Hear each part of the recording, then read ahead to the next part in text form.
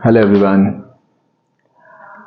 आज मैं एक ऐसा टॉपिक शुरू करने जा रहा हूं जिसका पार्ट वन तो बहुत पहले हमने अपलोड कर दिया था, क्योंकि पार्ट वन आपका क्लास 9th और क्लास 10th में दोनों कॉमन था।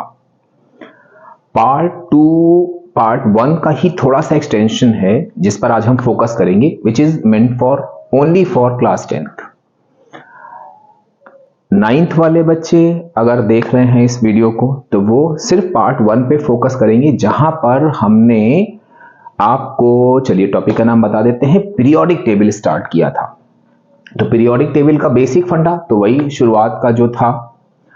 अब हमको ये करना, पीरियोडिक टेबल में ही एक चीज हमने आपको बताई थी कि periodic properties means the properties which are repeated, अभी उसको कवर करते हैं, which are repeated after a regular interval. तो उसमें क्या था कि वहां पर 9th लेवल में आपके पास सिर्फ डेफिनेशंस हैं। 10th में आपको ये देखना है कि what is the trend of variation of periodic properties across a period and down the group. बहुत सिंपल चैप्टर है। अगर आपका बेसिक्स क्लियर है, नहीं क्लियर है आप मेरा पार्ट वन देखो, क्लियर है अगर तो फिर चलिए स्टार्ट करते हैं वेरिएशन इन पीरियोडिक प्रॉपर्टीज। तो हमारा आज का जो टॉपिक है वो है वेरिएशन इन पीरियोडिक प्रॉपर्टीज। अब देखो यहां पर मेन बात आ रही है पीरियोडिक प्रॉपर्टीज की, तो इसकी डेफिनेशन अभी बाद में फोकस करेंगे। पहले तो हम लोग एक छोटा सा ब्रीफ जल्दी से इंट्रोडक्शन ले लेते हैं कि पीरियोडिक टेबल क्या है। पीरियोडिक टेबल में एक्चुअल में आप मेरे फर्स्ट पार्ट में देखो, वहां पे हमने आपको बताया था कि elements are arranged in a grid which is known as periodic table। means from when you will move from left to right means you are moving in across a period, when top to bottom you are moving down the group। अब बात यहां पर आती है group, period, सारी चीजें हमने आपको बता दी, how to find group and period सब कुछ मेरा वहां पड़ा हुआ है। अब वहां पर एक चीज आपने देखी होगी कि बेसिक्स क्या था जो हम लोगों की मॉडर्न पीरियोडिक टेबल थी, मॉडर्न पीरियोडिक लॉ। पहले इस लॉ को करते हैं, फिर पीरियोडिक प्रॉपर्टीज पर आके उनका वेरिएशन देखते हैं। मॉडर्न पीरियोडिक लॉ जो क्या कहता था कि फिजिकल एंड केमिकल प्रॉपर्टीज, एक बार आपका पुराना रिवाइज भी हो जाएगा, physical and chemical properties of elements are अब यहां पर एक टर्म है जो हम आपको थोड़ा सा हाईलाइट करेंगे, are periodic function of their atomic numbers. आप ध्यान रखिएगा, अर्लियर जो फंडामेंटल था वो था आपका एटॉमिक वेट पर बेस, और पूरा सेम डेफिनेशन यही लिखते थे। अब यहां पर बात आती है, क्योंकि हम लोग पीरियोडिक प्रॉपर्टीज की बात कर रहे हैं और यहां पे एक टर्म आया आपका पीरियोडिक फंक्शन। तो जरा इस पर नजर डालते हैं कि व्हाट इज पीरियोडिक मींस। अगर हम आपसे कहें पीरियोडिक तो इसमें एक आपका वर्ड और हिडन है, दैट इज पीरियड्स। अब पीरियड्स क्या होते हैं कि that repeats after a regular interval.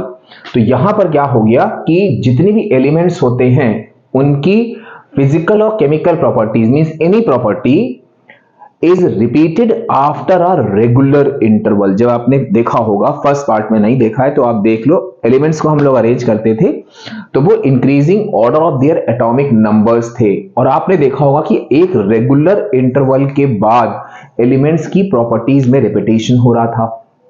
अब आप सोच रहे होंगे कि प्रॉपर्टीज में रिपीटेशन हो रहा है तो मतलब सारे एलिमेंट्स तो एक जैसे बिहेव करेंगे।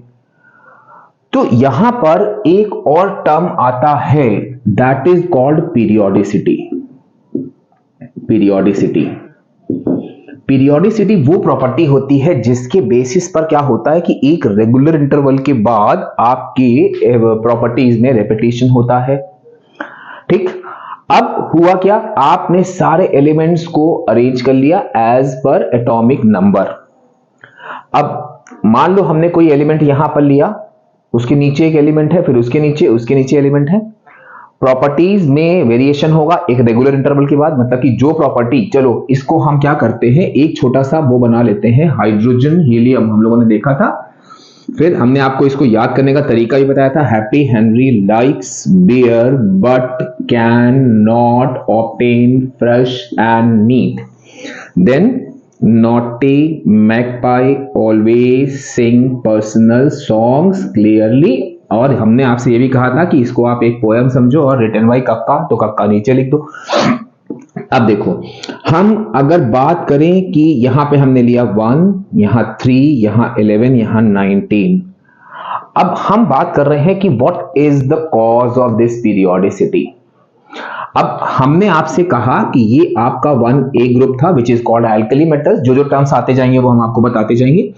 तो अब यहां पे आपने देखा कि हाइड्रोजन का 1 था, electronic configuration 1, lithium is 3 that is 2,1, then sodium is 11 that is 2,8,1, then potassium is 19 that is 2,8,8,1। अब आप देखो हम लोग बात कर रहे हैं पीरियोडिसिटी की, या पीरियोडिक फंक्शन क्या होता है।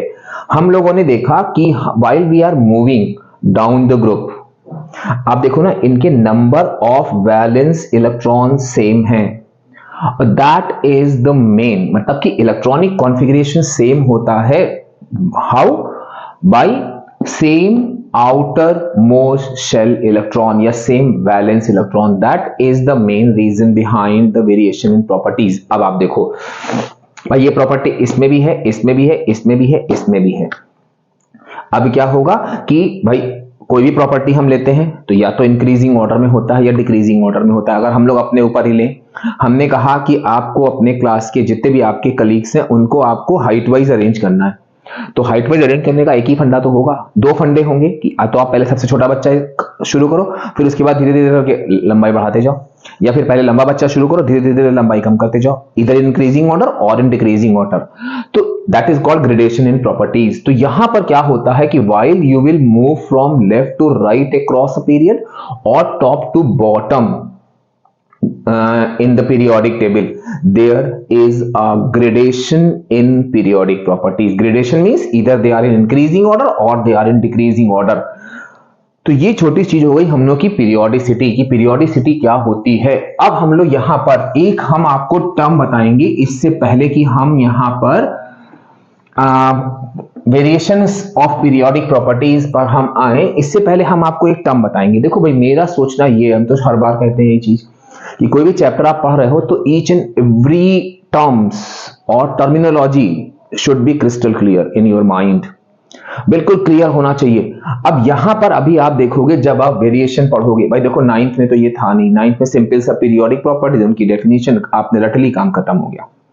अब हमको इनका वेरिएशन देखना है, तो उस वेरिएशन में there are some factors which are responsible for either increase or decrease in periodic properties. तो होता क्या है वहां पर कि there are some factors which are responsible for increase or decrease in periodic table. तो वहां पर आप देखोगे उन फैक्टर्स में एक आपको मिलेगा न्यूक्लियर चार्ज। बिल्कुल नया टर्म है, लेकिन आप देखना बहुत आसानी से, मतलब ये न्यूक्लियर चार्ज यहां पर नया इस्तेमाल हुआ है। इस टर्म को आप जब से केमिस्ट्री आपने पढ़नी स्टार्ट करी है 6 से, तब से आप जानते हो इस टर्म को, लेकिन वो टर्म न्यूक्लियर चार्ज भी कहलाता है, ये आपको अभी तक क्लियर नहीं हुआ होगा। अगर हम कहें कि बेटा ऐसा करो, इसको आप ब्रेक कर दो, न्यूक्लियर चार्ज का मतलब क्या हुआ, आप कहोगे सर इसका मतलब हुआ चार्ज ऑन न्यूक्लियस। हमने कहा वेरी गुड। हमने कहा चार्ज न्यूक्लियस पे कौन सा होता है, आप कहोगे सर पॉजिटिव चार्ज। हमने कहा ये पॉजिटिव चार्ज क्यों होता है, आप कहोगे सर ड्यू टू प्रोटॉन्स। हमने कहा प्रोटॉन्स क्या होते हैं, आप कहोगे सर एटॉमिक नंबर। अब आप देखो ध्यान से, एटॉमिक नंबर मींस कहीं पर भी बार बार इसको चेक करने की जरूरत नहीं है कि न्यूक्लियर चार्ज क्या है फिर पीछे पलट के देख रहे हैं। जब आप अपना सेल्फ पढ़ रहे होगे तो बुक में खोला के न्यूक्लियर चार्ज क्या था, ऐसा कोई जरूरत नहीं है। न्यूक्लियर चार्ज को सिंपल ब्रेक करना, charge on nucleus positive charge proton की वजह से होता है, प्रोटॉन इज एटॉमिक नंबर। तो सिंपली आपका न्यूक्लियर चार्ज कुछ और नहीं होता है बल्कि क्या होता है, आपका एटॉमिक नंबर। तो यहां पर न्यूक्लियर चार्ज हम इसको थोड़ा सा हाईलाइट करेंगे। आप बिल्कुल हर जगह वो मत करना कि सर्च कर रहे हैं। सिंपली क्या हुआ कि nuclear charge is equal to atomic number. अभी आप देखोगे प्रॉपर्टीज के वेरिएशन में कि वहां पर आएगा आपका न्यूक्लियर चार्ज इंक्रीजेस। तो घबराने की जरूरत नहीं है कि what is this nuclear charge. Nuclear charge is simply atomic number which is equal to proton. Simple सी बात।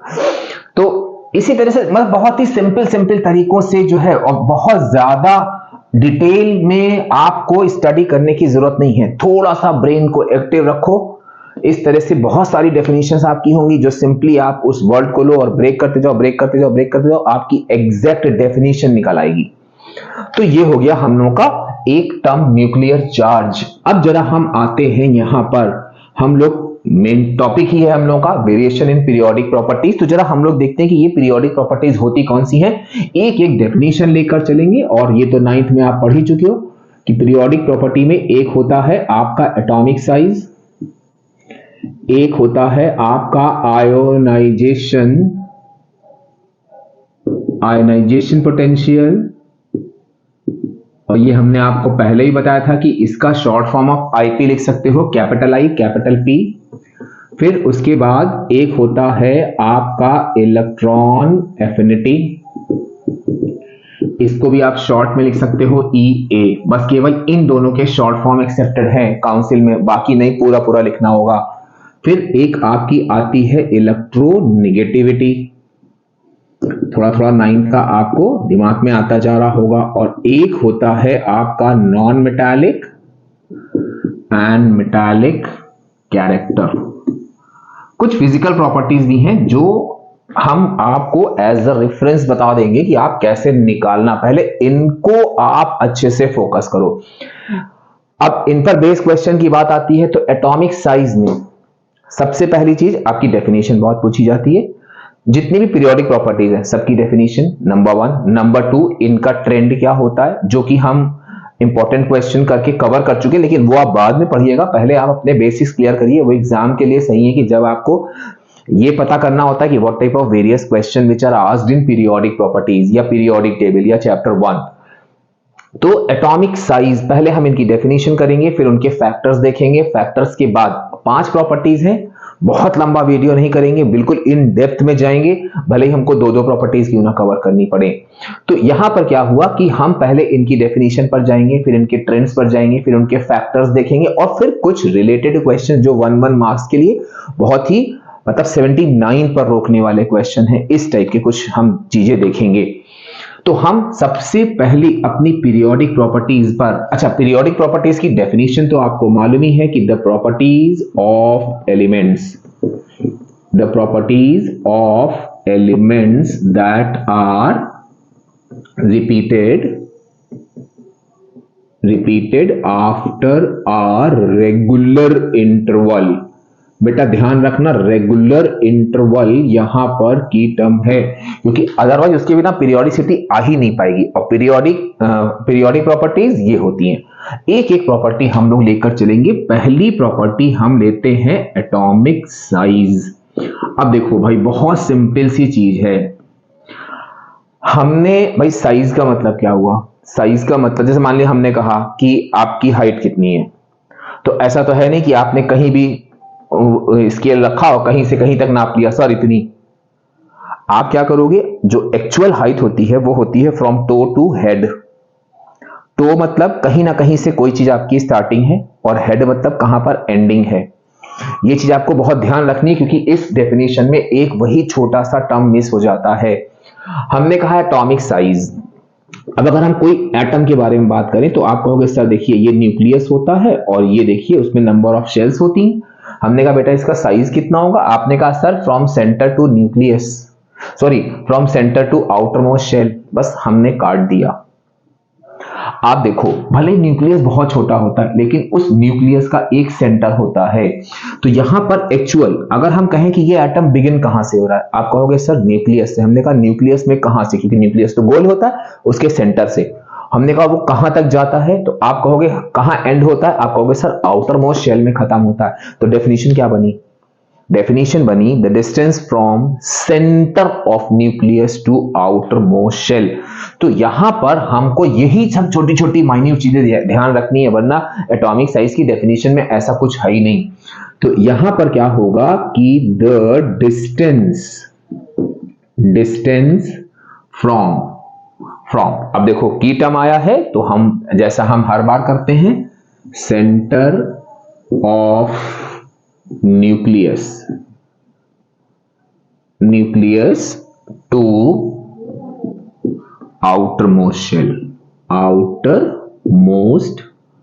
shell is called atomic size।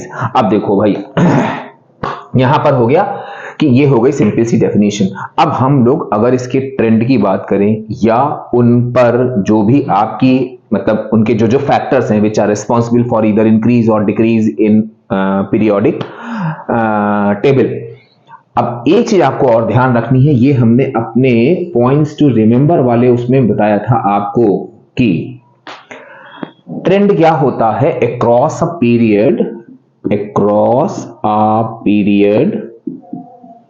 Period atomic size decreases. अब देखो भाई आप कहोगे नहीं सर डिक्रीज कैसे होगा, हमने कहा कैसे होगा उसी चीज पर हम लोग को अब फोकस करना है। अब आप देखो मेरी बात ध्यान से, हम लोग पीरियड की बात कर रहे हैं तो कोई एक पीरियड बना लेते हैं। हमने कहा आप थर्ड पीरियड ले लो, naughty magpie always sing personal songs clearly का CLAR हो गया।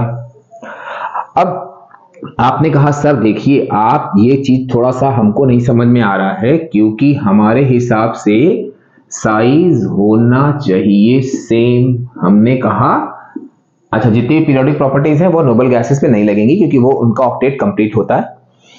आपने कहा सर देखिए ना, ये देखिए 281 282 283 284 285 286 एंड 287। हमने कहा वेरी गुड। आपने कहा सर देखिए सब में नंबर ऑफ शेल्स 3 है। ट्रेंड क्या होना चाहिए, एटॉमिक साइज सेम होना चाहिए। ये शुरुआत में बच्चे के दिमाग में आता है लेकिन आपके हिसाब से ये चीज होनी चाहिए, लेकिन एक्चुअल में होती क्या है कि atomic size across a period decrease करता है। What does this mean? It means there are some factors which are responsible for this phenomena।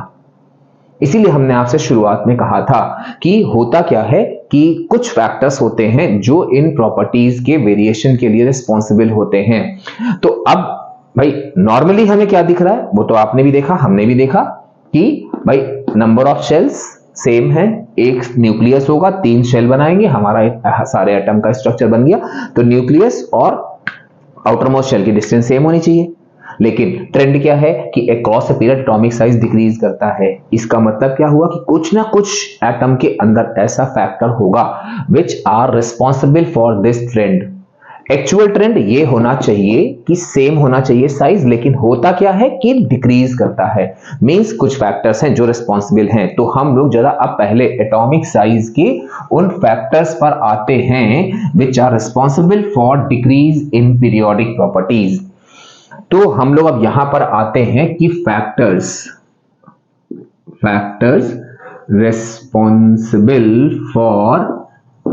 responsible for decrease in atomic size across a period। और अभी हम आपको एक चीज ये बताएंगे कि मतलब वो ट्रेंड आप याद रखना जो कि हम बता चुके हैं, लेकिन आप चैप्टर पढ़ रहे हैं तो वो चीज हम आपको दोबारा बता देंगे ताकि आपको याद हो जाए। वरना पॉइंट्स टू रिमेंबर या जो भी टाइप्ड क्वेश्चन है वो तो आप बाद में पहले पूरा चैप्टर फोकस करना है, बाद में पॉइंट्स टू रिमेंबर बाद में हमें उन क्वेश्चंस पे फोकस करना है कि what type of various question. तो अगर आपने क्वेश्चंस रट लिए, बेसिक फंडा कुछ मालूम ही नहीं है, तो रटना नहीं है, समझना है, समझ के पूरा आपको एक मास्टरी गेन करनी है। तो factor responsible for decrease in atomic size, यहां पर आपके दो फैक्टर्स होते हैं जो रिस्पॉन्सिबल होते हैं इसके लिए। एक तो आपका होता है नंबर ऑफ शेल्स और दूसरा फैक्टर आपका होता है nuclear charge. Nuclear charge simple सा हम लिखेंगे नहीं ताकि वरना आपको वही टर्म याद रहेगा। Nuclear charge simple atomic number होता है। अब हम लोग इन दोनों फैक्टर्स को देखेंगे कि how they are these two factors are responsible for decrease in periodic properties. ओ रब कर दिया, चलो कोई बात नहीं, एक बार फिर से बनाते हैं हम लोग ने लिया naughty magpie always sing personal songs clearly. Noble gas में तो इसको हमें अप्लाई नहीं करना है क्योंकि इस पर बेस्ड भी क्वेश्चन है जो हम लोग बताते हैं। अब यहां पे हमने क्या किया 11 12 13 14 15 16 17। अच्छा, इससे पहले कि हम वो करें एक बेसिक फंडा आपको और बता दें कि न्यूक्लियस पे कौन सा चार्ज होता है, पॉजिटिव चार्ज। वेरी गुड, आपने बोला। हमने कहा इलेक्ट्रॉन्स पे कौन सा चार्ज होता है, आपने कहा सर नेगेटिव चार्ज। तो सेंटर पर positive charge, outer most shell में negative charge, means there is a force of attraction between outer most shell and nucleus. इस चीज को दिमाग में रखिएगा। आपका क्या हुआ यहाँ पे 2,8,1 2,8,2 2,8,3 2,8,4 2,8,5 2,8,6 2,8,7। अब आप देखो नंबर ऑफ शेल्स तो आपकी है सेम।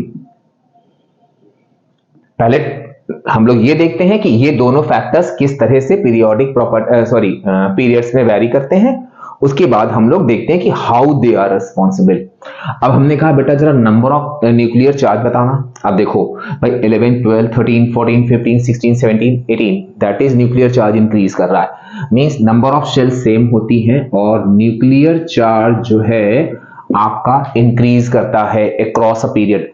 अब आपको देखना है कि नंबर ऑफ शेल्स सेम है और न्यूक्लियर चार्ज इंक्रीज कर रहा है, तो हाउ दीज टू फैक्टर मतलब same atomic size and increase in nuclear charge is responsible for decrease in decrease in atomic size. अब देखिए हमने आपसे कहा कि बेटा जरा ऐसा करो इनके सबके एटॉमिक स्ट्रक्चर बना दो।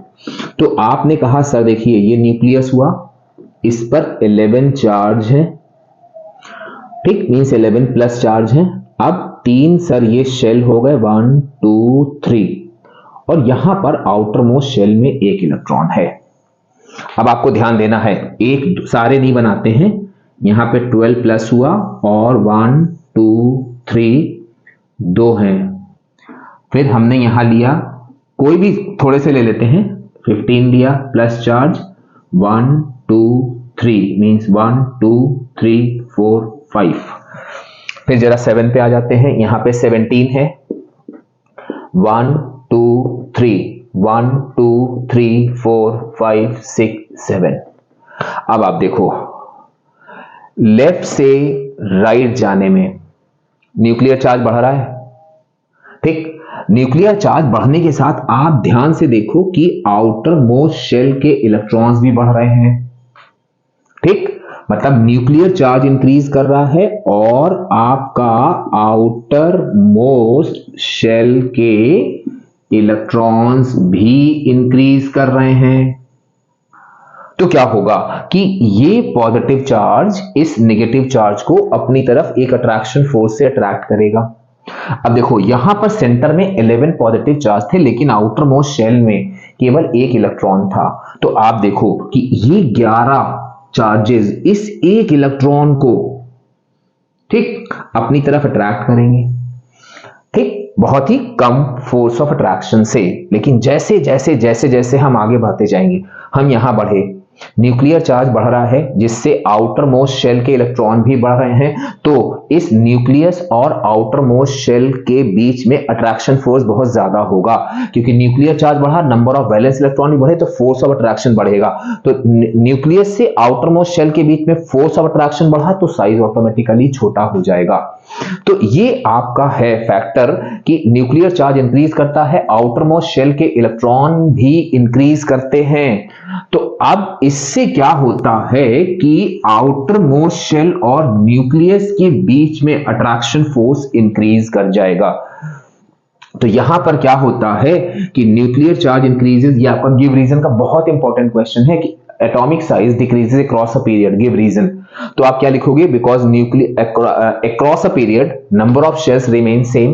भाई उतनी ही जगह पर, मान लो हम यहां पर खड़े, हमने एक सर्किल बना दिया है, यहां पर एक इकलौता इंसान खड़ा, मतलब 10 लोग खड़े हैं, वहां पे एक आदमी खड़ा है, तुरंत उसको खींच लेगा अपनी तरफ, ज्यादा फोर्स नहीं लगेगा। लेकिन अब यहां पर लोग बढ़ गए और उसके साथ साथ उसी घेरे में मतलब और लोग बढ़ गए, तो अब दोनों के बीच में अट्रैक्शन फोर्स बहुत ज्यादा होगा, मतलब बहुत ज्यादा ताकत लगानी पड़ेगी उन ज्यादा लोगों को खींचने के लिए, तो ऑटोमेटिकली जो है अट्रैक्शन फोर्स ज्यादा होगा, साइज छोटा हो जाएगा। तो अगर क्वेश्चन आया आपका, हमने कहा था ना बीच बीच में हम टाइप ऑफ क्वेश्चन भी डिस्कस करते जाएंगे कि तो क्वेश्चन आ गया आपका कि एटॉमिक साइज, बहुत इंपॉर्टेंट गिव रीजन है कि एटॉमिक साइज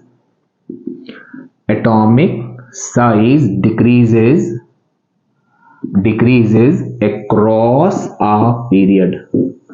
तो आपका आंसर क्या होगा कि because across a period number of shells remain same but nuclear charge increases and outermost shell electrons also increases, so attraction force between nucleus and outermost shell increases and the size decreases। बहुत simple सा आपका, और ये समझ लो हमने आपको जो भी ये की टर्म्स और जो ये एक्सप्लेनेशन लिखा है, ये आप यकीन नहीं करोगे, ये काउंसिल की जितनी भी की टर्म्स हैं उन की टर्म्स के साथ आपका आंसर है।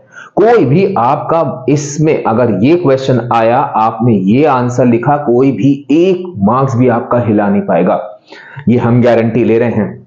तो यहां पर क्या हुआ कि atomic size decreases across a period, the reason are these two, means number of shells remain same but nuclear charge increases, outermost shell electrons also increases, so force of attraction between nucleus and outermost shell increases and size decreases। तो ये हो गई बात हम लोग की कि atomic size, हम लोग जब पीरियड में बात करेंगे तो क्या होगा कि पीरियड में एटॉमिक साइज आपका डिक्रीज करेगा। अब जरा हम बात करते हैं डाउन द ग्रुप। अब देखो आप बिल्कुल जो आपकी डायरेक्ट आपकी डेफिनेशन थी एटॉमिक साइज की, सिर्फ आप उसी एक फैक्टर को यूज करके बड़े आराम से अपना रीजन बता सकते हो। हमने आपसे कहा कि बेटा पीरियड की बात, तो हाइड्रोजन, सॉरी ग्रुप की बात। अब ग्रुप में देखो hydrogen, lithium, then sodium, then potassium,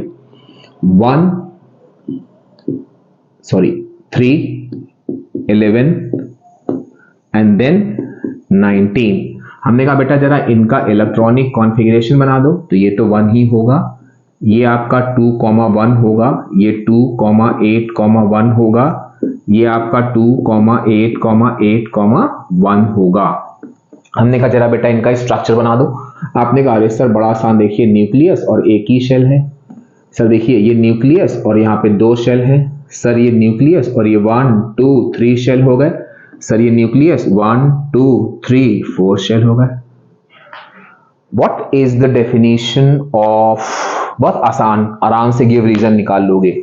what is the definition of atomic size? आपने कहा sir distance from centre to outer most shell. तो अब आप देखो नंबर ऑफ शेल्स बढ़ती जा रही हैं, तो ऑटोमेटिकली साइज तो आपका इंक्रीज होना ही होना है। तो ये हो गया हम लोगों का गिव रीजन का सेकंड कि down the group atomic size. अब ये वाला क्वेश्चन भी आप जहां भी नोट्स बना रहे हो सब नोट करते चलो। अब ये क्वेश्चन आपका आ गया कि down the group atomic size increases. तो आपका आंसर क्या होगा? सिंपल सा, बस आपने ये क्वेश्चन हो गया, ये आंसर हो गया क्या कि down the group number of shells increases, so atomic size।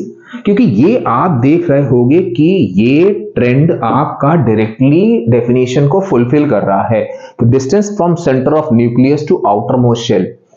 तो ये बाकी के जितने भी फैक्टर्स हैं उनको ये डेफिनेशन का वो पॉइंट जो है वो डोमिनेट कर दे रहा है। तो यहां पे आपको nuclear charge, outer most shell electron और वो सब कुछ नहीं करना है, नंबर ऑफ शेल्स, क्योंकि यहां पे ग्रुप में पीरियड में प्रॉब्लम क्या आ रही थी? पीरियड में प्रॉब्लम आ रही थी कि हम लोग जब कोई भी एक पीरियड बनाए थे उस ट्रेंड के हिसाब से देखे थे तो हम लोगों ने कहा अरे यार नंबर ऑफ शेल्स तो सेम है तो साइज विल बी सेम, यही तो चक्कर हुआ था। लेकिन यहां पर क्या है, यहां पर आप देख रहे हो कि नंबर ऑफ शेल्स ही बढ़ती जा रही हैं तो साइज ऑटोमेटिकली उनका बढ़ता जाएगा। तो ये हो गई हम लोगों की पहली periodic property, that is atomic size. अब जरा हम एक बार एक पीरियड ले लें, नॉटी मैगपाई, क्योंकि हमको एक क्वेश्चन बताना है बेस्ड, जो कि हमारे बोर्ड वाले जो हमने क्वेश्चन बनाए थे उनमें सब है, naughty magpie always sing personal songs clearly.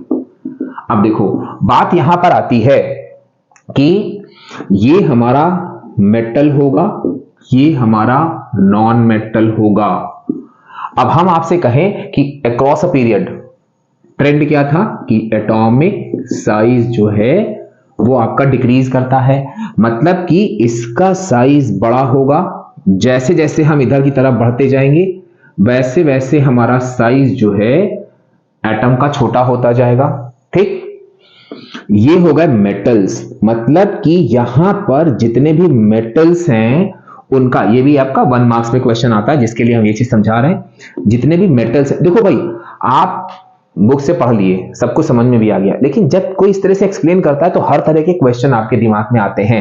अब देखो अभी जो हम क्वेश्चन कह रहे हैं, आप या तो फिर भाई वहां बैठ के पूरा टेबल बना के दिमाग दौड़ाओ, लेकिन अगर बेसिक्स क्लियर है तो आप तुरंत इस चीज को निकाल लोगे।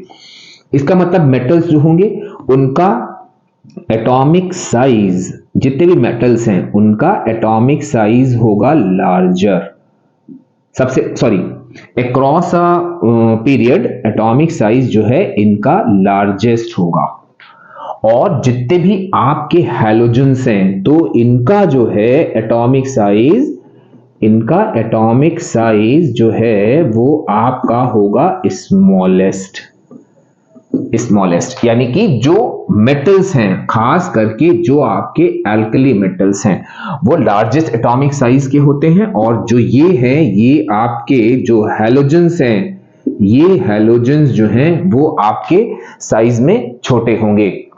अब देखो क्वेश्चन कैसे आता है, उन्होंने आपको ये दे दिया, एक ये दे दिया, एक ये दे दिया, एक ये दे दिया, इसी ऑर्डर में, means silicon, magnesium, sodium and sulphur, और ब्रैकेट में दे दिया arrange in increasing order of their atomic size. तो इंक्रीजिंग ऑर्डर मतलब आपका पहले क्या आएगा, सल्फर आएगा क्योंकि इसका साइज छोटा होगा, फिर सिलिकॉन आएगा, फिर मैग्नीशियम आएगा, फिर आपका सोडियम आएगा। तो इस टाइप का ये क्वेश्चन जिसमें हम लोग अक्सर देखते हैं, आप मेरे उन क्वेश्चंस में देखना, वहां पे हमने ये चीज बताई हुई है कि इनके बीच में लेसर और ग्रेटर का साइन कभी मत लगाना, सिंपली क्या करना है आपका कि कॉमा करके लिख देना।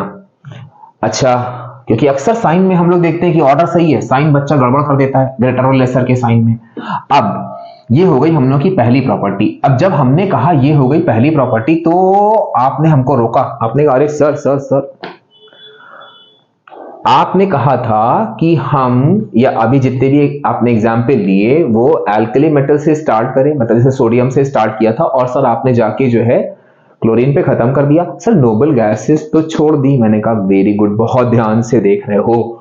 अब देखो हम यहां पर इस जो चीज एक्सप्लेन करने जा रहे हैं उसकी डायरेक्ट जो है एक रीजनिंग बेस्ड क्वेश्चन से हम स्टार्ट करते हैं। गिव रीजन में क्वेश्चन आता है कि आपका जो नोबल गैसेस होती हैं, Nobel gases have larger size than halogen। अब बेटा एक चीज ध्यान रखना, हमने यहां कहा है नोबल गैसेस, वो कोई एक पर्टिकुलर एग्जाम्पल भी लेके चल सकते हैं, जैसे उन्होंने आपको लिया था naughty magpie always and clearly, तो argon has larger size than chlorine. ये हम आपको जर्नल में बता रहे हैं, वो किसी एक पर्टिकुलर स्पेसिफिक एग्जाम्पल के थ्रू आपसे पूछ सकते हैं, तो ये चीज आपको ध्यान रखनी है। अब हम जरा नोबल गैसेस की बात करें, अगर अभी तो नहीं, जब चैप्टर थोड़े तैयार हो जाएं तो उन क्वेश्चंस को आप ध्यान से देखना। वहां पर हमने एक चीज बताई थी कि कहीं पर भी आपका नोबल गैसेस से रिलेटेड कोई भी रीजन आएगा, आपको सिर्फ इतना लिखना है कि due to complete duplet and octet they have stable electronic configuration, या they have complete electronic configuration due to complete duplet और ऑक्टेट। यही तो होता ही है नोबल गैसेस में। अब हम जरा नोबल गैसेस की बात करें तो हम लोगों ने यहां पर लिया, मान लो 18 वाला ले लिया, और 18 के करस्पॉन्डिंग यहां पर हमारा 17 आएगा क्लोरीन। ये हम लोग बात क्या कर रहे हैं, अभी हम समझा रहे हैं, आपको एग्जैक्ट कितना लिखना है वो अभी हम बताते हैं, बस एक ही टर्म ध्यान रखना है। ये हुआ हमारा 287, ये हमारा हुआ 2,8,8। आप देखो इसको ऑक्टेट कंप्लीट है। हमने कहा बेटा दोनों के जरा स्ट्रक्चर बना दो, आपने कहा सर देखिए न्यूक्लियस 1 2 3। ये हम ऐसी चीज बता रहे हैं कि अगर कहीं भूल भी जाओ आप तो आप क्या कर सकते हो कि इस तरह से बना के दिमाग में अपना आइडिया ला सकते हो। 1 2 3 4 5 6 7, 1 2 3 4 5 6 7 8। अब देखो हुआ क्या, यहां पर हम लोगों ने देखा था कि आउटर मोस्ट शेल कंप्लीट नहीं था, जिसकी वजह से क्या हो रहा था कि न्यूक्लियस और आउटर मोस्ट शेल के बीच में एक अट्रैक्शन फोर्स लग रहा था। लेकिन यहां पर होता क्या है कि इनका आउटर मोस्ट शेल कंप्लीट है। जिस आउटर मोस्ट शेल कंप्लीट है तो होता क्या है कि यहां पर आपका न्यूक्लियस और आउटर मोस्ट शेल के बीच में एक रिपल्शन फोर्स लगता है। भाई अट्रैक्शन तभी तो होगा जब इलेक्ट्रॉन की डेफिशिएंसी होगी, इलेक्ट्रॉन पूरे कंप्लीट हैं, तो ये क्या करते हैं, एक फोर्स ऑफ रिपल्शन लगाते हैं। जिस फोर्स ऑफ रिपल्शन की वजह से क्या होता है, भाई यहां पे फोर्स ऐसे लग रहा है अट्रैक्शन का, तो ये चीज इसको खींचेगी। यहां पर रिपल्शन लग रहा है तो ये चीज इसको थोड़ा फैलाएगी, तो इनके साइज इस फोर्स ऑफ रिपल्शन की वजह से बड़े हो जाते हैं। अब देखो हमने आपसे कहा की टर्म, तो की टर्म में आपको बस वो चीज जोड़नी है कि because noble gases have stable electronic configuration due to complete duplet और octet, so a force of repulsion exist between nucleus and outer most shell. तो इसलिए क्या होता है कि इस फोर्स ऑफ रिपल्शन की वजह से क्या होता है कि इनके साइज जो हैं वो हैलोजन से थोड़े से बड़े होते हैं। तो अब आपका यहां पर हम लोग इसका आंसर लिखते हैं विद ऑल की टर्म्स। बस आप फटाफट नोट्स बनाते चलो, सारे की टर्म सब कुछ। आंसर क्या होगा यहां पे, फिर से एक बार बता दें, नोबल गैसेस से रिलेटेड कहीं पर कोई भी चीज आएगी, stable electronic configuration with complete duplet and octet, तो यहां पर क्या हुआ कि Nobel gases have stable electronic, sorry वरना आपकी भी आदत बन जाएगी शॉर्ट में लिखने की, पूरा लिखोगे आप, electronic configuration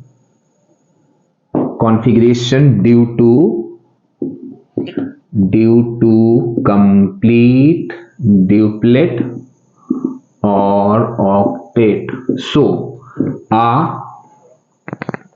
a force of repulsion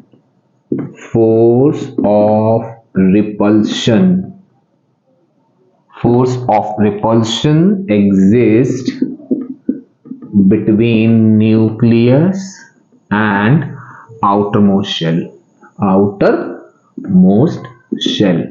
अब यहां भी वही चीज हो गई कि कोई भी आपका एक नंबर भी हिला नहीं सकता, बस यहां टिक लग गया, आपका मार्क्स जो है आपके कब्जे में आ गया। तो ये हो गई हम लोग की पहली प्रॉपर्टी जिसको हम लोगों ने लिया था atomic size.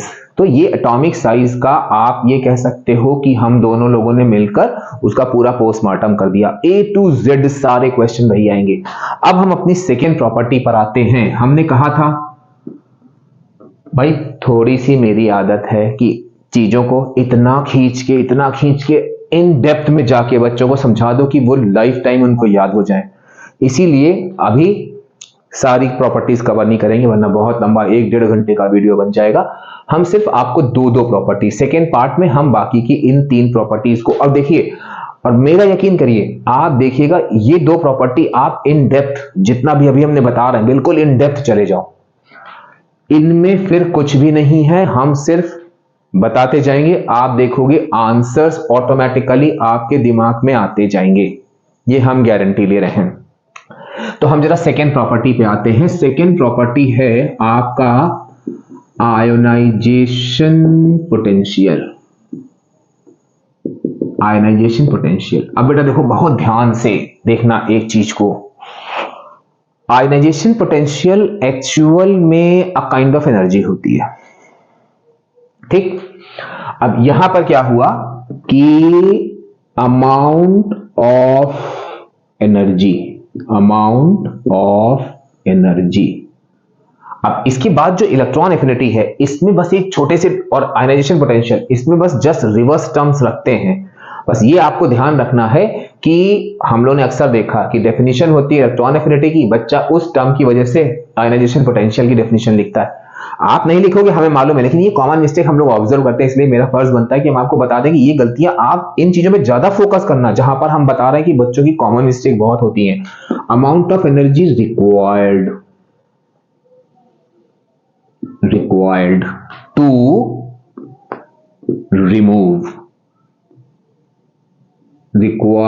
to remove an electron। अभी जब हम लोग आयनाइजेशन पोटेंशियल देखेंगे तो इस रिक्वायर्ड की जगह आ जाएगा रिलीज्ड, और यहां पर आ जाएगा एक्सेप्ट इलेक्ट्रॉन। बस ये गलती होती है। तो amount of energy required to remove an electron from, अब इलेक्ट्रॉन निकलेगा कहां से, ये भी एक अगेन की term, from outer most shell, from outermost shell। amount of energy required to remove an electron from outermost shell of an isolated gaseous atom।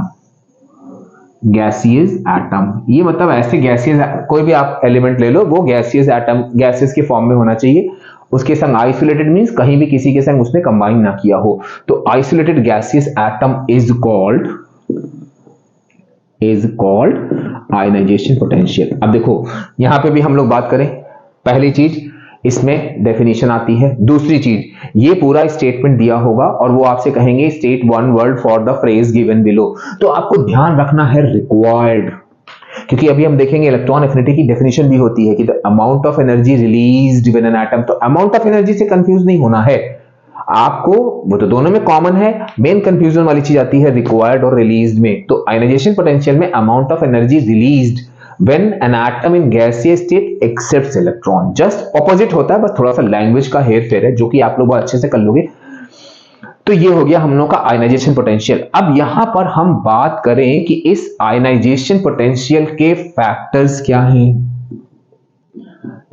Factors हम लोगों ने पहले एटॉमिक साइज के फैक्टर्स देखे थे, अब हम लोग देखते हैं आयनाइजेशन पोटेंशियल के फैक्टर्स क्या हैं। फैक्टर्स दोनों के सेम हैं, इनमें भी दो फैक्टर्स होते हैं, एक तो आपका होता है एटॉमिक, अब हम लोग देखेंगे कि ये चीजें कैसे रिस्पॉन्सिबल हैं। एक तो एटॉमिक साइज, ठीक, और दूसरी चीज आपका होता है न्यूक्लियर चार्ज। न्यूक्लियर चार्ज, अब आप देखो ना पहले वाले और इसके दोनों के फैक्टर सेम है। अब हमको ये देखना है, अब इसके लिए आपको पहले वाला ट्रेंड याद रखना पड़ेगा कि across a period atomic size decreases. तो यहां पर हम जरा आते हैं, इसको हटा देते हैं। हमें लग रहा है आपने इसको अच्छे से नोट कर लिया होगा या स्क्रीनशॉट ले लिया होगा। नोट कर लो तो ज्यादा अच्छा है, स्क्रीनशॉट लोगे तो आप बार बार मोबाइल देखोगे तो मम्मी लोग समझेंगे कि ये मोबाइल बहुत खेलता है, भले ही आप पढ़ क्यों ना रहे हो। एक कॉमन ट्रेंड की बात कर रहे हैं। चलो भाई, atomic size and nuclear charge. अब हमने क्या किया, जरा हम लोग फिर से यहां लेते हैं, ये हर प्रॉपर्टी में आपको बताएंगे हम। ये कोई भी एक पीरियड सिलेक्ट कर लेना, इस पर आप सारे क्वेश्चन के आंसर दे सकते हो। जितनी भी प्रॉपर्टीज के वेरिएशन है या बाकी साइज वगैरह में इंक्रीज डिक्रीज ऑर्डर में करना है, number of shells remain same, सब में आप लगा सकते हो। Naughty magpie always sing personal songs clearly. अब हमने क्या किया भाई, से 11 12 13 14 15 16 17 18, इसको तो हम लोगों को एक्सक्लूड ही कर देना है। अब आप मेरी बात सुनो ध्यान से, यहां पे कह रहे हैं एटॉमिक साइज, तो एटॉमिक साइज लेफ्ट से राइट जाने पर हम लोग क्या करेंगे, पहले इनके ट्रेंड लिखेंगे, फिर देखेंगे how these trends are responsible for variation decreases, and nuclear charge हम लोगों ने पहले ही देखा था कि इंक्रीजेस। न्यूक्लियर चार्ज सिंपल सा हम बार बार बोलेंगे ताकि ये चीज आपको रट जाए, न्यूक्लियर चार्ज सिंपल आपके एटॉमिक नंबर्स होते हैं। अब आप देखो एटॉमिक साइज डिक्रीज कर रहा है। अगर पहला वाला पॉइंट आपको अच्छे समझ में आ गया, आप देखना आंसर अभी खुद आपके दिमाग में आ जाएगा। हमने कहा एटॉमिक साइज डिक्रीज कर रहा है, मतलब ये एटॉमिक साइज बड़ा, फिर उससे छोटा, फिर उससे छोटा, फिर उससे छोटा, फिर उससे छोटा, फिर उससे छोटा, फिर उससे छोटा। ये थोड़ा सा अंडा बन गया, अंडा नहीं बनाना है हमको, ये गोल बनाना है। हाँ भाई ठीक। अब देखो एटॉमिक साइज डिक्रीज कर रहा है। एटॉमिक साइज डिक्रीज क्यों करता था? क्योंकि न्यूक्लियस और आउटर मोस्ट शेल के बीच में अट्रैक्शन फोर्स बहुत ज्यादा था, जिसकी वजह से क्या होता था, न्यूक्लियर चार्ज जो है वो डिक्रीज हो जाता था। ठीक, वेरी गुड। अब यहां पर हमने कहा ये न्यूक्लियस है, ये आउटर मोस्ट शेल है, ठीक। इसके बीच में यहां से आउटर मोस्ट शेल और न्यूक्लियस की साइज बड़ा है, तो यहां पर जो है अट्रैक्शन फोर्स आपका बहुत कम होगा, ठीक। यहां attraction force nucleus and outer most shell attraction force वो आपका बहुत ज्यादा होगा, मोर, ठीक। आपको चाहिए amount of energy required to remove. अब देखो हम अगर आपसे कहें कि भाई यहां पर बताना कि ये इलेक्ट्रॉन इस न्यूक्लियस के संग कैसे बंधा हुआ है, आप कहोगे सर बहुत ही लेस अट्रैक्शन फोर्स है, तो आप हल्की सी एनर्जी दोगे, ये इलेक्ट्रॉन अपने शेल को छोड़ देगा। क्यों? क्योंकि अट्रैक्शन फोर्स न्यूक्लियस और आउटर मोस्ट शेल के बीच में बहुत कम है, हल्की सी एनर्जी तो निकल गया। अब यहां पे आ जाओ, यहां पर क्या है, साइज बहुत छोटा है, जिसकी वजह से न्यूक्लियस और आउटर मोस्ट शेल के बीच में अट्रैक्शन फोर्स बहुत ज्यादा है, जिसकी वजह से हमको उस बॉन्ड को ब्रेक करने के लिए बहुत ज्यादा एनर्जी देनी पड़ेगी, तब इलेक्ट्रॉन निकलेगा। तो इसीलिए यहां पर हम लोग देखते हैं कि जितने भी मेटल्स होते हैं वो अपने बड़े एटॉमिक साइज की वजह से उनका आयनाइजेशन पोटेंशियल जो है बहुत लो होता है, क्योंकि बहुत कम साइज ज्यादा है, अट्रैक्शन फोर्स कम है, बहुत कम एनर्जी देनी पड़ेगी। बहुत सिंपल सा एग्जाम्पल लेते हैं। मान लो आप हैं, आपका एक नया फ्रेंड बना है, और एक फ्रेंड ऐसा है जो बचपन में नर्सरी से आपके संग 10th तक आ गया है। तो अब मानी हुई बात है कि आप इमेजिन करो कि अट्रैक्शन फोर्स सबसे ज्यादा किसमें होगा, जो आपका नर्सरी से फ्रेंड बना है आज तक के लिए। अब कोई तीसरा बंदा जो है वो आप दोनों के बीच की बॉन्ड को ब्रेक करना चाह रहा है, उसको कितनी मेहनत करनी पड़ेगी, वो जितना भी 8-9 साल का आप लोग का जो अट्रैक्शन है उसको तोड़ना पड़ेगा। वहीं जो आपने कल परसों में एक नया दोस्त बनाया था, जिसके बारे में कुछ ज्यादा मालूम भी नहीं था, किसी तीसरे बंदे ने कहा अबे यार उससे दोस्ती मत करना, बहुत चोर टाइप का है, बहुत, आपने कहा अरे भैया चलो किनारा कटो, तो उसको क्या हुआ, उसको कुछ मेहनत नहीं करनी पड़ी। वहीं पर जो आपका पुराना बेस्ट फ्रेंड था, उसको आपके संग दोस्ती को ब्रेक करने में उसको बहुत ज्यादा, क्यों? क्योंकि वहां पर आप देख रहे होंगे कि ये समझ लो नया बना हुआ दोस्त है, अट्रैक्शन फोर्स बहुत कम है, हल्की सी एनर्जी थी, इलेक्ट्रॉन बाहर। अब यहां देखो ये आपका बेस्ट फ्रेंड है बचपन का, नर्सरी से लेके क्लास 10 तक आ गए आप साथ में, कितना ज्यादा अट्रैक्शन फोर्स है, उसको तोड़ने में बहुत मेहनत करनी पड़ेगी। लेकिन ये हमने आपको एक लॉजिकल एग्जांपल दिया। अब आप सोच रहे होंगे कि सर इसको हम लोग अगर रीजन में आता है तो हम कैसे लिखेंगे, तो हमने कहा चलो हम लोग उस पर भी बात करते हैं। इस पर भी क्वेश्चन रीजनिंग बेस्ड हर एक उसमें बताते जाएंगे। क्वेश्चन आपका रीजनिंग बेस्ड भी आता है और क्वेश्चन आपका अरेंज करने वाला भी आता है, और क्वेश्चन आपका जो है वो वन वर्ड में भी आता है कि आपको पूरी डेफिनेशन दे रखी होगी, आपको बहुत ध्यान से उस फ्रेज के लिए एक टर्म लिखना होगा, तो आपको रिक्वायर्ड टू रिमूव इलेक्ट्रॉन ये देखना होगा। एनर्जी तो दोनों में कॉमन होगा, तो आप लिखोगे आयनाइजेशन पोटेंशियल। तो अब यहां पर हमारा गिव रीजन में क्वेश्चन आ गया, गिव रीजन में कि ionization potential increases across a period। अब आप ध्यान दो इसके आंसर में, आप क्या करोगे यहां पे, across a period, across a period, और सेम डाउन टू ग्रुप उसका उल्टा कर देना, across a period number of shells remains remain same, but nuclear charge increases, so attraction force between nucleus and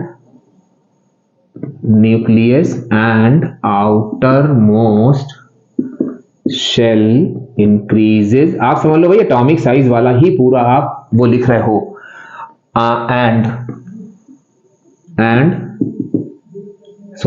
atomic size decreases, so lots of energy is required to break strong electrostatic force of attraction। अब क्या था कि amount of energy required to remove an electron. तो आप देखो ना size छोटा है, आप इतना लंबा ना करके आप अक्रॉस अ पीरियड आप पहली वाली प्रॉपर्टी की रेफरेंस में भी दे सकते हो, but there are number of reasons. तो आपको बस उन टर्म्स पे फोकस करना है, स्टेटमेंट आप कुछ भी बना दो कि across a period atomic size decreases, so electrons from outermost shell and nucleus increases and lot of energy is required to break, attraction force increases, so lot of means आपको attraction force लेना है, atomic size लेना है और उसके बाद आपको energy का रेफरेंस दे देना है, बस काम खत्म। तो ये हो गया हम लोगों का दूसरा फैक्टर जिसको हम लोग बोलते हैं आयनाइजेशन पोटेंशियल। अब देखो भाई इस आयनाइजेशन पोटेंशियल पर जो छोटे-छोटे हमने कहा था ना हर एक में छोटे-छोटे क्वेश्चंस आते हैं आपके, तो अब आपको यहां पर ध्यान रखना है जो छोटे-छोटे से क्वेश्चन हैं उनमें क्या है कि अब वही हम लोगों ने हमने क्या कहा, आप एक पीरियड का एलिमेंट एक सारे पीरियड के वो बना लो, क्या बोलते हैं एलिमेंट्स लिख लो, कोई भी ट्रेंड हो आप इस पैटर्न को फॉलो करो, always sing personal songs clearly, इसको तो हटाई देना है। अब क्या किया आपने 11 12 13 14 15 16 17, ठीक, यहां पर साइज का रेफरेंस लेना है, तो ये फिर छोटा, फिर उससे छोटा, उससे छोटा, उससे छोटा, उससे छोटा, सबसे छोटा, ठीक। अब देखो ये मेटल्स हैं, ठीक, इनका साइज बड़ा है, लेस एनर्जी की रिक्वायरमेंट होगी, तो उसकी वजह से क्या होगा कि यहां पर आपका ये जो है इलेक्ट्रॉन्स लूज करेगा इजीली। अब देखो ऐसे ही क्वेश्चन बनते हैं, बेसिक्स क्लियर है, आप सारा निकाल लोगे, ठीक। इलेक्ट्रॉन आसानी से लूज हो रहा है, लॉस ऑफ इलेक्ट्रॉन क्या होता है, आप कहोगे ऑक्सीडेशन, तो अगर इसमें सोडियम का ऑक्सीडेशन हो रहा है तो it is a very good reducing agent. तो आपका यहां पर क्या होगा कि ये भी one of the most important and frequently asked reasoning कि metals are very good reducing agent. अब बेटा अब देखो हम कह रहे हैं मोस्ट इंपॉर्टेंट, तो एक चीज यहां पे ध्यान रखना, ये हमने सिर्फ अभी आपको समझाया है, metals are very good reducing agent. हम लोग देखते हैं बच्चा लिखता है because metals lose their electron easily, आप नहीं लिखोगे, आप इसका स्मार्ट वाला आंसर लिखोगे जो एक्चुअल में एक्सेप्टेड है। आप खुद सिंपल सी बात सोचो, हमने कहा metals are very good reducing agent, why, आपने कहा because metals lose electron easily, तो क्या हम दोबारा आपसे ये चीज नहीं पूछ सकते कि व्हाई दे लूज इलेक्ट्रॉन, तो ये चीज आपको ध्यान रखनी है। अब देखो यहां पर क्या था कि अब हम देखते हैं कि वो दोनों प्रॉपर्टीज कैसे वो होंगी। देखो ये है आपका लार्ज एटॉमिक साइज मेटल का, अब दोनों प्रॉपर्टीज में आपको लगाना है, आयनाइजेशन पोटेंशियल भी लगाना है। एटॉमिक साइज लार्ज है, एटॉमिक साइज लार्ज है तो आईपी क्या होगा, आईपी भाई इस पूरे ग्रुप में, क्योंकि इसका साइज छोटा, अट्रैक्शन फोर्स बहुत ज्यादा होगा, बहुत ज्यादा एनर्जी देनी पड़ेगी, यहां बहुत लेस एनर्जी देनी पड़ेगी, तो यहां पर हो गया इसका लो आईपी, इसीलिए मैं रेड से लिखा है। अब देखो metals are very good reducing agent, अब आपको ये नहीं करना है, अब आपका एरो ऐसे नहीं जाएगा, आपका एरो कैसे जाएगा, metals are very good reducing agent because they have large atomic size and low ionization potential, so they lose electrons easily. भाई अब 6-7 में तो हो नहीं कि metals are reducing because they lose their electron easily. नहीं भाई, हमको ये नहीं करना है। तो यहां पर क्या होगा, सॉरी एक गलती हमसे भी हो गई, लूज देयर मतलब बताओ वही जिस चीज में हम लोग नंबर काटे वही चीज हम भूल गए, सॉरी सॉरी। तो क्या होगा कि metals are very good reducing agent because they have large atomic size, low ionization potential, so they lose their valence electron easily. तो ये इस पर बेस्ड क्वेश्चन हो गया। जैसा कि हमने आपको प्रॉमिस किया था कि हम बहुत लंबा वीडियो नहीं करेंगे, इन डेप्थ जाते जाओ। आप देखो दो प्रॉपर्टी, अगर इन पर आप चाहे पीछे वाले क्वेश्चन देख लो, या अभी तो खैर इतनी सर्च मत करना कि 10 ईयर खरीद रहे हैं, अभी मत खरीदना, पहले चैप्टर्स पे फोकस करो। पीछे जो क्वेश्चन दिए वो सफिशिएंट है, मोर देन एनफ है, आप उनको देखो। आप देखो कि ज्यादातर यही क्वेश्चन आए इन दो प्रॉपर्टीज पर बेस्ड। तो ऐसे ही बाकी की दो प्रॉपर्टीज नेक्स्ट पार्ट में हम कवर करेंगे, क्योंकि बहुत लंबा वीडियो नहीं बनाएंगे, हम आपको भी बोर नहीं करेंगे और हम भी थोड़ा थक जाते हैं। तो नेक्स्ट पार्ट में चैप्टर 2 में हम बाकी की तीन प्रॉपर्टीज देखेंगे, उनका वेरिएशन एंड कुछ based question. Till then enjoy करिए इस वीडियो को और नेक्स्ट वीडियो का वेट करिए। Bye bye.